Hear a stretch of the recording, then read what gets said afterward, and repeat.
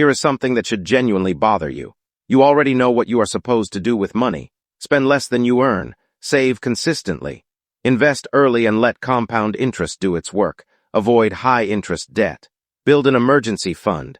You have heard all of this. You probably agree with all of it. And yet somehow, month after month, the gap between what you know and what you actually do remains stubbornly wide. You start strong in January with a new budget and a savings goal.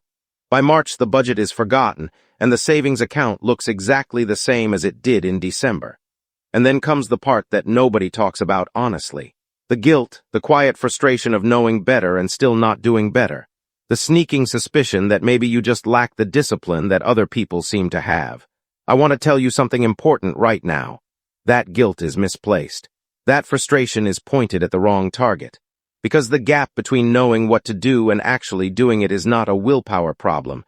It is not a discipline problem. It is not a character flaw. It is a biology problem.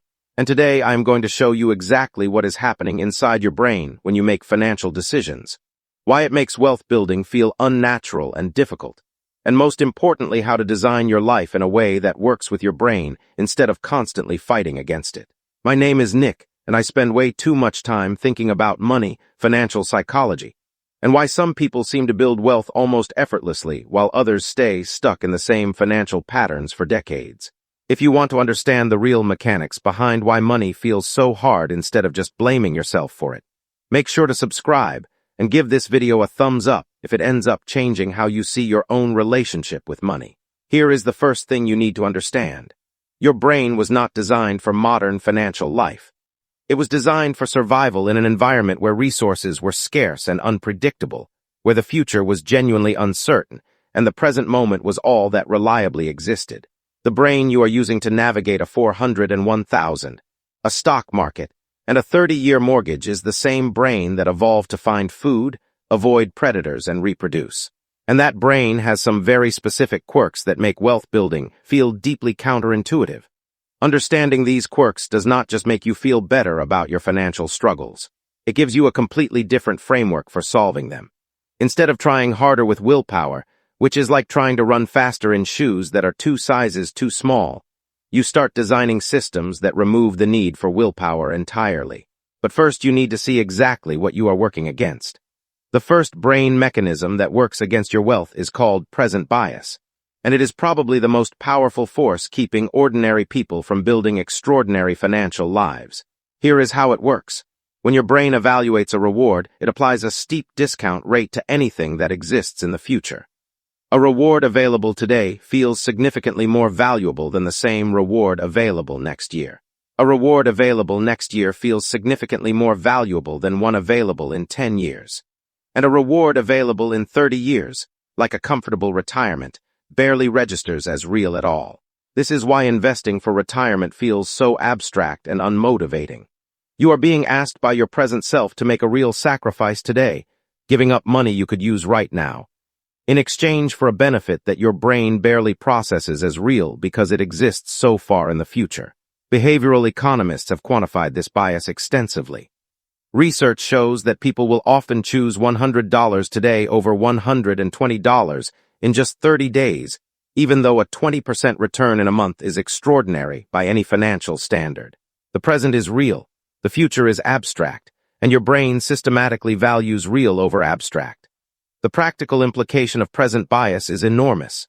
It means that willpower-based approaches to saving, where you rely on your future-oriented rational brain to override your present-oriented emotional brain every single month, are fighting a battle that is biologically stacked against you. The solution is not more willpower. It is automation. When your savings transfer happens before your brain registers the money as available to spend, you eliminate the battle entirely. Your present-biased brain never gets to evaluate the trade-off. The decision has already been made by a system that does not feel present bias. The second brain mechanism is one that most people know about but very few fully appreciate in the context of their finances. Loss aversion. In a landmark series of studies, psychologists Daniel Kahneman and Amos Tversky demonstrated that the pain of losing something is approximately twice as intense as the pleasure of gaining the equivalent amount. Losing $100 feels about as bad as winning $200 feels good.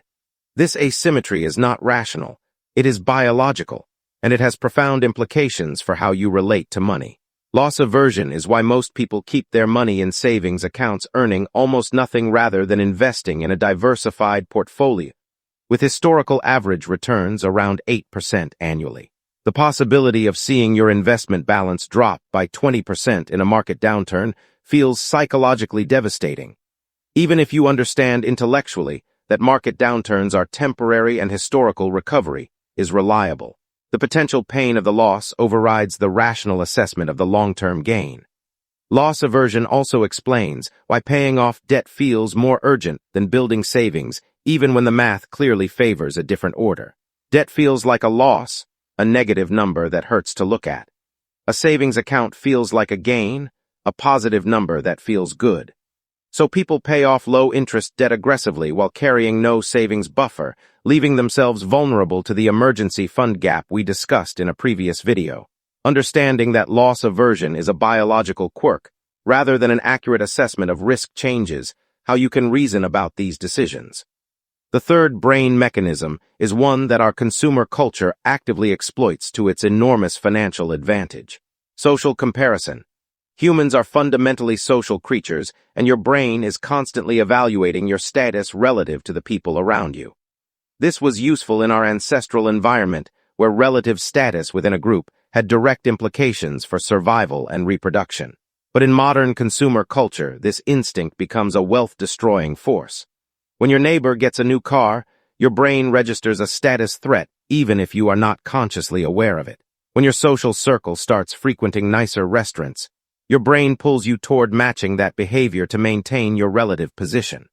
When the people you follow online display lifestyles significantly above your current financial reality, your brain generates a persistent low-level dissatisfaction with what you have regardless of how objectively comfortable your life actually is. This is the mechanism behind lifestyle inflation, and it is why raising your income without raising your awareness of social comparison often just raises your spending. The fourth brain mechanism is the one that makes spending feel physically pleasurable in a way that saving simply cannot match: dopamine and instant gratification. When you make a purchase, especially a novel or exciting one, your brain releases dopamine, the neurotransmitter associated with pleasure, anticipation, and reward. This dopamine release actually begins before the purchase during the anticipation phase. The browsing, the considering, the adding to cart, all of this triggers a genuine neurochemical reward response. And spending that dopamine release pattern on delayed gratification like index fund contributions simply does not generate the same response. Watching a number increase slowly in a brokerage account over months and years does not trigger the same neurochemical hit as unboxing something new. This is not a moral failing. It is neuroscience.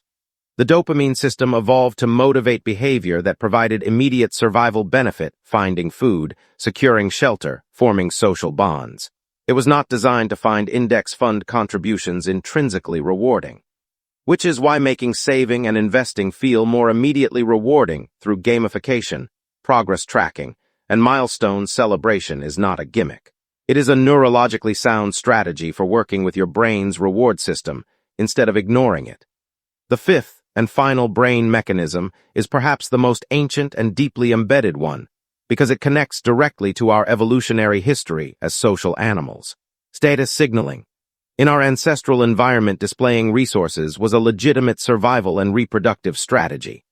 Showing that you had access to food, territory, and social connections increased your status within the group, which translated directly into better outcomes for your survival and the survival of your offspring. The problem is that in the modern world, this ancient instinct has been colonized by consumer culture and redirected toward products, brands, and lifestyle displays that drain wealth rather than build it. The luxury car is a status signal. The designer clothing is a status signal. The expensive vacation photographed and shared is a status signal. None of these are consciously chosen as status displays by most people who buy them. They feel like personal preferences and genuine desires. But underneath those feelings is an ancient neural drive to demonstrate resource access to your social group. And consumer brands have spent billions of dollars engineering their products to activate that drive as powerfully as possible. Now here is the part that I think matters most. Understanding these 5 mechanisms is not just intellectually interesting. It is genuinely liberating.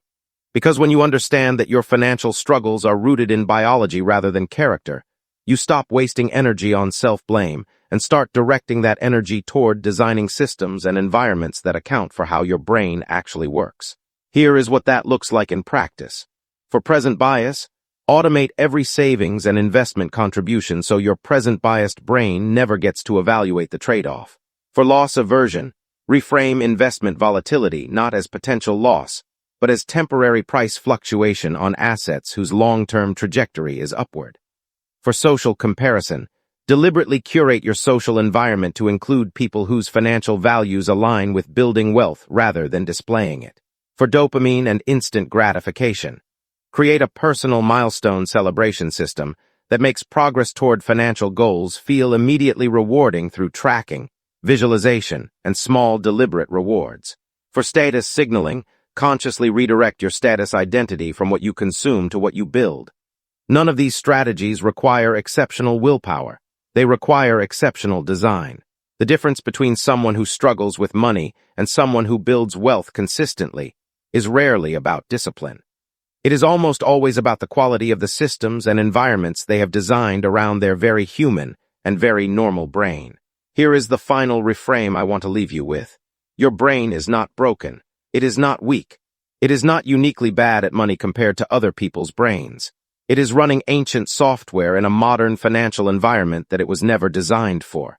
Every person who has ever felt the pull of instant gratification over long-term saving, every person who has ever felt the sting of watching an investment balance drop, every person who has ever bought something partly because someone around them had something similar, they are all experiencing the same biological mechanisms you are. The ones who build wealth anyway are not people with stronger brains. They are people with better systems, and systems can be built, starting today.